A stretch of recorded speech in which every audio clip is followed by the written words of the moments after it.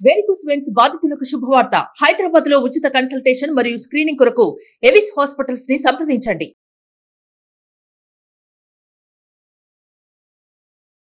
నేను doctor N Upendra Kumar, senior consultant urologist. ఇవాళ మనము మూత్రంలో రక్తం చాలా మందికి వస్తూ ఉంటుందండి. చాలామంది నెగ్లెక్ట్ కూడా చేస్తుంటారు. దానికి గల కారణాలు ఏంటి, మనం దాన్ని ఎలా ధృవీకరిస్తాము, దానికి ఎలా ట్రీట్మెంట్ తీసుకోవాలో తెలుసుకుందామండి. సో చాలామందికి కూడా యూరిన్లో అప్పుడప్పుడు కొంచెం ఎర్రగా రావడము, లేకపోతే గడ్డల్లాగా పడడము ఉంటుందండి. సో ఇది గ్రాస్ హెమచ్యూరియా అంటాం, అంటే మన కళ్ళకి కనిపిస్తుంటుంది బ్లీడింగ్. సో దీనికి గల కారణాలు ఏంటి? యూజువల్గా ఏంటంటే కామన్గా మనం చూసే కారణాలు స్టోన్స్ అండి. కిడ్నీ స్టోన్స్లో ఈ యూరిన్లో బ్లడ్ అనేది రావడం చాలా కామన్గా చూస్తుంటాం. నెక్స్ట్ కామన్ ఏంటంటే పర్టికులర్గా పెద్దవాళ్ళల్లో, కొంచెం ఒక 40-50 ఇయర్స్ దాటిన వాళ్ళల్లో క్యాన్సర్ బ్లాడర్ అంటాం. ఇది చాలా కామన్ అండి. పర్టికులర్గా ఎవరైతే ఎక్కువగా స్మోక్ చేస్తుంటారు, అంటే టొబాకో రిలేటెడ్గా స్మోక్ చేయొచ్చు, లేదా తినచ్చు, పాన్ లాగా జర్దా పాన్ తినడం అట్లాంటివి కూడా. సో ఎవరైతే టొబాకో యూజ్ చేస్తారో వాళ్ళకి ఈ క్యాన్సర్ బ్లాడర్ అనేది చాలా కామన్గా వస్తుంది. అదర్ క్యాన్సర్స్ కూడా వస్తాయి, బట్ జనరల్గా మా కిడ్నీస్ రిలేటెడ్గా అయితే బ్లాడర్ క్యాన్సర్స్ చాలా కామన్గా వస్తాయండి.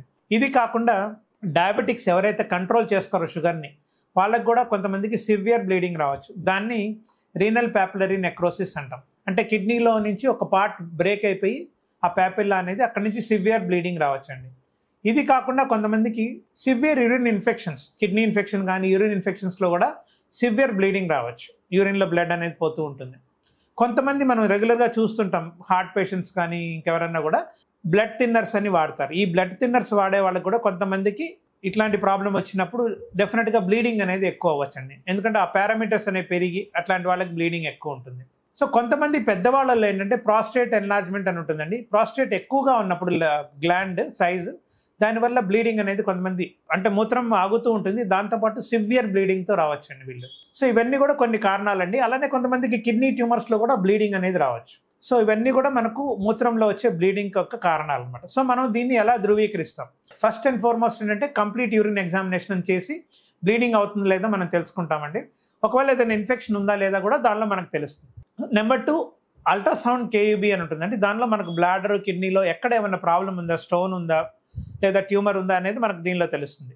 సో మూడోది ఏంటంటే సిటీ స్కాన్ అని ఉంటుందండి. కాంట్రాస్ట్ సిటీ అంటాం. ఇంజెక్షన్ ఇచ్చి మనకు బ్లీడింగ్ అనేది ఎక్కడ ఉంది, కిడ్నీ నుంచి వస్తుందా లేదా బ్లాడర్లో వస్తుందా, ట్యూమరా, స్టోనా, ఇవన్నీ కూడా డీటెయిల్స్ సిటీ స్కాన్లో తెలిసిపోతాయండి. ఆ తర్వాత సిస్టోస్కోపీ అని చెప్పేసి మనం మూత్రం గుండా వెళ్ళి మేము బ్లాడర్ని అవి ఇన్స్పెక్ట్ చేస్తాం. దాన్ని సిస్టోస్కోపీ అంటాం.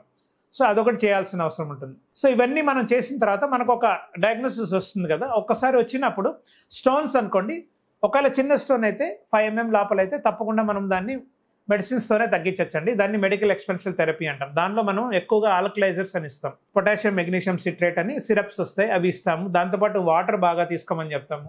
తర్వాత నాన్ వెజ్ అవాయిడ్ చేయమని చెప్తాం, పర్టికులర్గా మటన్, చికెన్ లాంటివి. అట్లనే కొన్ని కూరలు, పాలకూర, టొమాటో, క్యాబేజ్, కాలీఫ్లవర్ లాంటివి అవాయిడ్ చేయమంటాం. అట్లనే ఆల్కహాల్, ఇట్లా స్మోకింగ్ లాంటివి హ్యాబిట్స్ మానేయమని చెప్తామండి.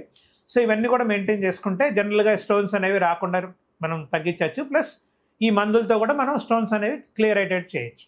అవే పెద్ద స్టోన్స్ కానీ ఉంటే మనం సర్జరీస్ ఉన్నాయండి, లేజర్ ఆపరేషన్స్ ఉంటాయి. RARS అని, URSL అని, PCNL అని. ఈ సర్జరీ చేసినప్పుడు స్టోన్స్ అనేవి క్లియర్ అయిపోతాయి. అదే కొద్దిమందికి ట్యూమర్స్ ఉంటాయండి, పర్టికులర్గా కిడ్నీ ట్యూమర్స్ కానీ లేకపోతే బ్లాడర్ ట్యూమర్స్. బ్లాడర్ ట్యూమర్స్ చాలా కామన్ అనమాట.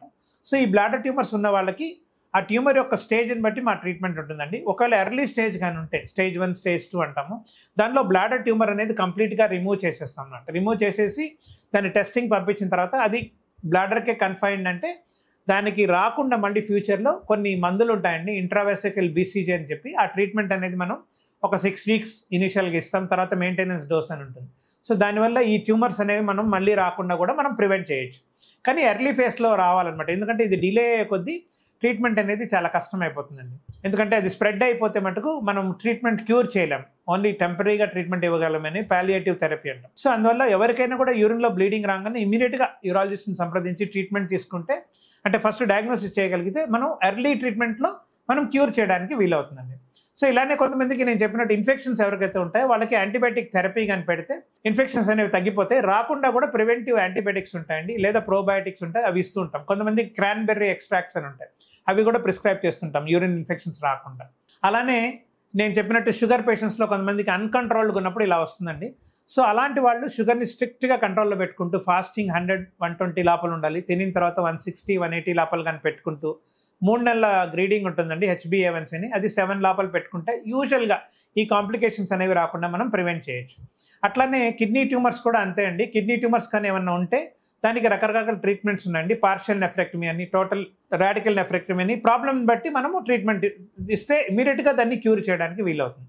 సో కొంతమందికి వేరే మందులు నేను చెప్పినట్టు బ్లడ్ థిన్నర్స్ వాడుతూ ఉంటారు. అలాంటి వాళ్ళకి ఇన్ కేస్ బ్లీడింగ్ వచ్చినప్పుడు కొంచెం వాటర్ కంటెంట్ ఎక్కువ తీసుకొని బ్లడ్ థిన్నర్స్ అనేవి టెంపరీగా ఆపేసి మళ్ళీ రీస్టార్ట్ చేసుకోవచ్చు అండి బ్లీడింగ్ తగ్గిపోయిన తర్వాత. సో ఇవన్నీ కూడా మనం ప్రికాషన్స్ తీసుకుంటూ రెగ్యులర్గా వాటర్ బాగా తీసుకుంటే అండ్ ఫ్రీక్వెంట్ చెకప్స్లో కానీ ఉంటే మనకు ఈ ప్రాబ్లం అనేది, బ్లీడింగ్ అనేది మనకు ఏం చేయదండి. దీన్ని ప్రివెంటివ్గా మనం మందులు వాడేస్తాం కాబట్టి మనకు క్యాన్సర్ కూడా ప్రోగ్రెస్ అవ్వదు. అట్లానే స్టోన్స్ అనేవి మళ్ళీ రాకుండా మనం ప్రికాషన్స్ తీసుకోవచ్చు. Thank you.